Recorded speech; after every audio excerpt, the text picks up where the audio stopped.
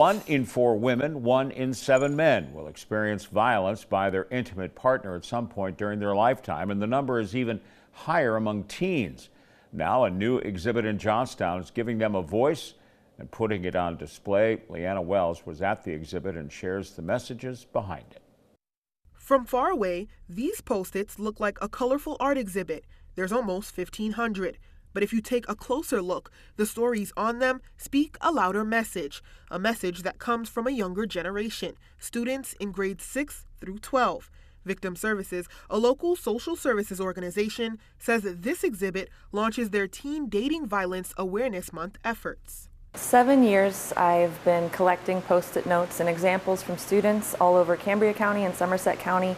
And we just ask them in a supportive environment where there's counselors available to them during that school day to share a time when somebody's crossed a boundary with them. The exhibit, called Feel It, Post It, Raise It, is on display at the Bottle Works Ethnic Art Center in Johnstown. The assistant director of the art center says they're happy to collaborate with Victim Services to provide awareness for a serious issue. I think there is a sort of a blight of awareness in teen violence and where it happens and what happens. Like, it happens in the open. It's not something that happens behind closed doors. And it's really a thing that we want people to know. Victim Services says some of the Post-it notes are difficult to look at, while some others may seem insignificant. But they emphasize that everyone's experience matters. From the Victim Services perspective, it really is just, trauma is in the eyes of the person experiencing it. And if somebody feels like this is a really big deal to them, it's a big deal to them, and it should be taken seriously.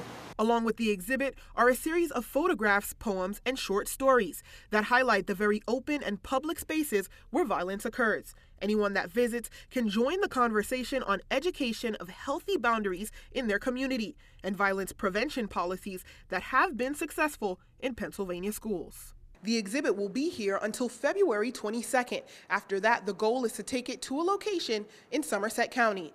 Reporting in Johnstown, Leanna Wells, WTAJ News. Victim Services says that if you or anyone you know has experienced intimate partner violence, please encourage them to reach out for support. We at WTAJ also want to raise awareness about available resources and tell meaningful stories that could make a difference in someone's life. You can find a list on our website under the Project Uplift in the News tab. Next.